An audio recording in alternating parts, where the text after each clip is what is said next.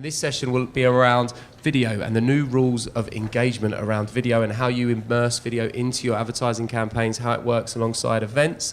And to do that, we have an expert speaker for you, which I think some of you may know. But to state no further, please welcome to the stage Daniel Alonso, VP for IMS. Thanks, Jeremy. All right. Can you hear me? Yep. All right. So hopefully everybody had lunch and your sugars are back up to level so you can pay a little bit of attention. I was actually asked if I wanted to do this right before lunch or right after, and I said no, way before, because nobody's paying attention. So we're going to talk a little bit about video. So first question, I actually want to see a show of hands. How many of you have seen a digital video in the past 24 hours? So let the record show it's almost everyone. How many of you have seen TV in the past 24 hours? So a good portion, maybe about half. Let's cut that down to today. How many of you have seen a digital video today? A good majority of the room. What about TV today? All right, so you guys have been watching TV nonstop. I mean, you've been watching the whole thing.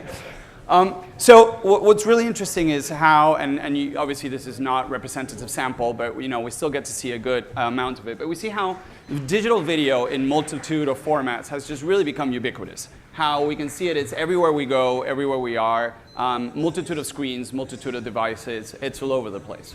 So I really hate this phrase.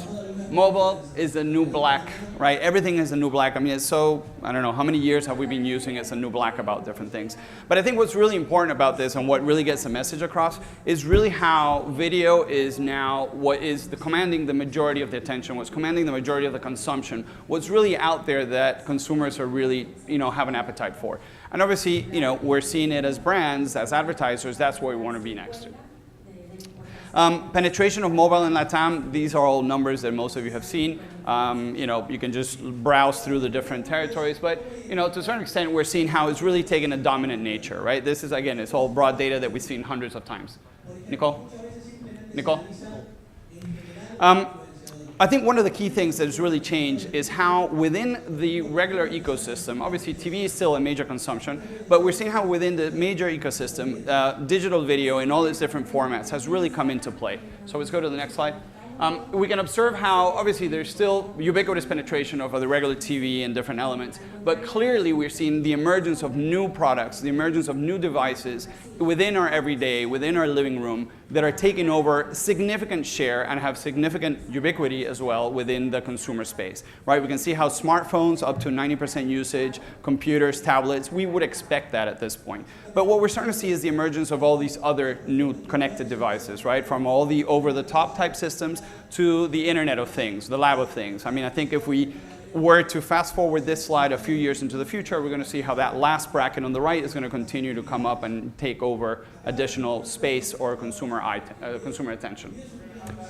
Viewers are spending on average 13.2 hours viewing digital screen versus 5.4 hours TV weekly. How we compare this if we go into the individual share of time that we can see by device, right? So we can see how on the left side we have TV, live usage about 66 minutes, but then we see the comparison on-demand TV versus computer versus tablet versus smartphone. They're still individually, fighting for their major place of attention. But what's really interesting is that when we look at them as an aggregate, right, as the total digital minutes compared to non-digital minutes, that's when we're starting to see a significant impact. So then we start getting into the conversation of cross-platform. How can we capitalize on these multiple digital devices? At the end of the day, they're all sort of streamlined by that one little concept, which is digital. How can we start taking advantage and streamline those elements, which are a significant portion of the consumer attention span? At the same time, obviously, we're seeing the amount of time that millennials and, obviously, as you cut it by different age groups, you see a little bit of difference. But it gets exacerbated when we look at the younger audience on how much time they're actually spending on linear or regular TV versus time spent on digital as a whole. Obviously, mobile per se is where the majority of that element or that space is really being consumed, complemented by desktop, tablet, and so forth. What's really interesting is that through these new devices and these multiple platforms, we now not only get to consume content in a different way, but it actually opens up a ton of possibilities in terms of the type of advertising that we can actually produce, or the type of advertising that we can actually place, right? So it opens up a complete new spectrum in terms of, we're no longer held to the 15-second, 30-second, 6 ads in a pod type format, right? It opens up a significant amount of new opportunities to be creative, to engage with consumers, to create incredible, thought-provoking, not only content, but then that's obviously coupled with great advertising. And again, we've all seen this slide at one point. Well, we've actually all seen the slide in terms of where eyeballs are going to go. But what's really interesting is in terms of where money's going to go. When do we expect that, in this case, digital media is going to be the #1 category? For Mexico, the date has been predicted by eMarketer by 2020. How do we translate then this directly into the LATAM scenario, right? So 340 million internet users, over 90% of them are consuming digital video in their mobile devices. That means that there's roughly about half of the population, 50.4, that are consuming these videos. So significant scale. Now, that was the good side of things. Let's talk for a minute about the bad side of things. Half of all online ads are not actually viewable. In terms of video, and we're talking obviously about viewability, right? This is a key word that we've been hearing a lot about this year. So, according to different reports, about 47% of the impressions are actually viewed, while 43% are occurring in a window below or behind, and 11% out of frame, or God knows what, right? There's a ton of different issues that are really affecting that viewability component. As a matter of fact, this is not even the main one. So let's continue to the next slide. We're seeing there's a multitude of different reasons why video impressions are really not coming across. The ad doesn't load fast enough, or the user is clicking on that space before the ad actually loaded. Basically, there's too many ads in the space, it's below the fold, whatever the case may be. We're seeing all these different elements, all these different issues that are really affecting the capability of that viewability of that impression that we're really going after. This leads to this notion of, in the world of CPMs, not every CPM is really created equal. CPMs, cost per thousand. Let's talk first, we're going to talk about the C's in a second. Let's talk about the M's. So the M's, what is that thousand? It's actually impressions, right? So in the world of CPMs, not every impression is built the same. You know what? I'm going to prove this to you, and in a way of a cute thing that I actually saw in a presentation by a guy named Mark Ritson. He's an Australian professor of marketing. If you guys look him up, it's a fantastic presentation. But for the rest of the afternoon, we're going to watch Gone with the Wind. How many of you have watched Gone with the Wind? Okay, a good amount of you guys. So we're actually going to watch the digital version of Gone with the Wind. So please, you guys are setting up, make yourself comfortable. We're going to get some popcorn. It's going to come out to you guys. We're going to dim the lights. We're going to get them to lower their volume. And we're going to watch Gone with the Wind.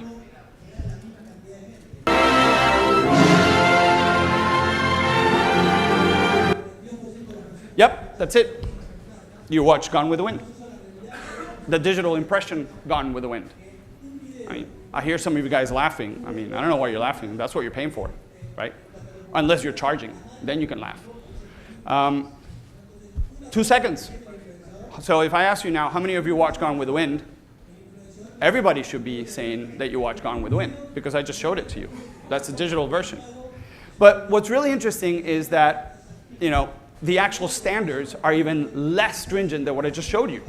So I showed you 3 seconds full screen. The definition of an impression, right? 50% for 2 seconds consecutively. Now, we're actually even being too fair for some major publishers. Because if we actually look out there and we realize that some major publishers have no sound. So let's sit down and watch Gone with the Wind another time. This time without sound.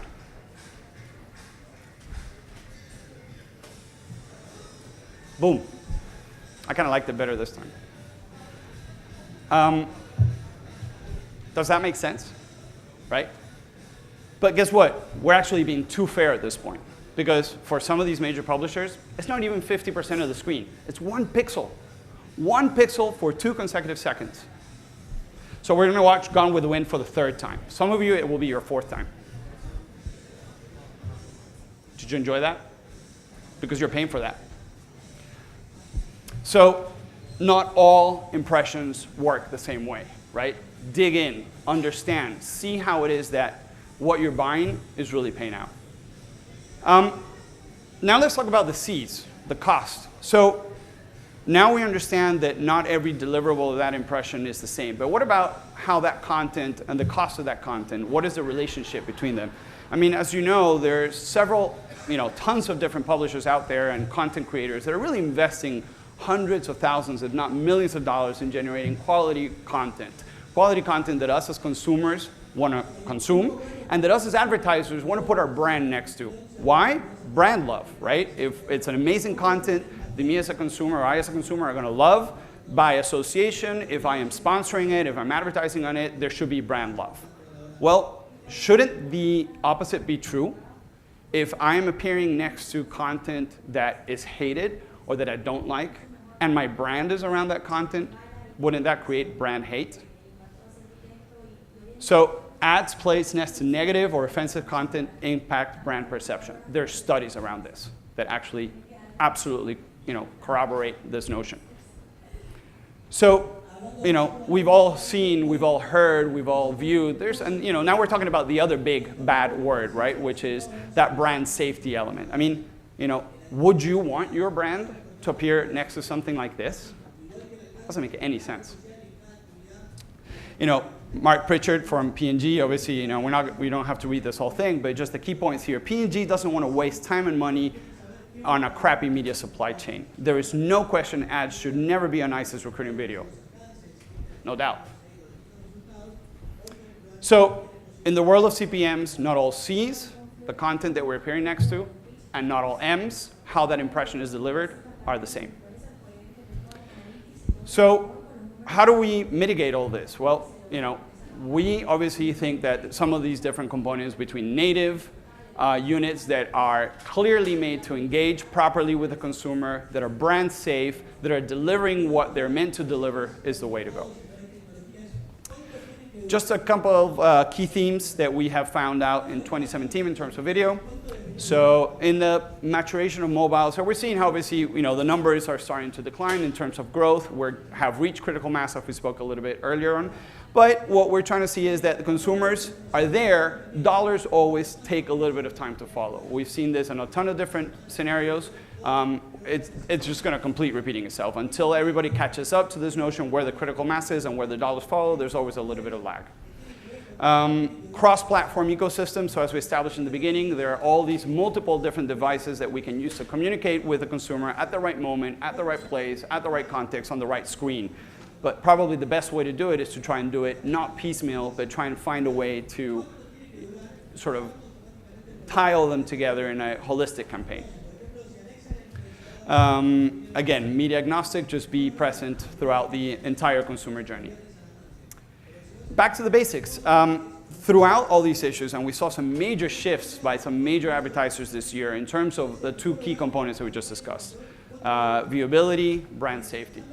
So it's time with the development of new metrics, development of new standards, to build up this confidence again and have these advertisers understand the value. I think we need to move away, we need to push the industry into understanding what are those key components, what are those key ways to measure this, and move away from that 50% of the screen for 2 seconds, because that really doesn't do much for us, right? So to just leave you with a nice little thought, we're going to go with the last few seconds. After all, tomorrow is another day. After all, tomorrow is another day, right? So we get a chance to redo our plan to run again, unless you appeared in one of those terrible hate websites, and then you're in for a bigger problem. But other than that, thank you very much. Thank you. Stay there, Daniel. Stay there. Great presentation, Daniel. Thank you very much. Some interesting thoughts in there. Does anyone have any questions? Do I need to warm you up again with some? Ah, there we go. Here you go. Okay.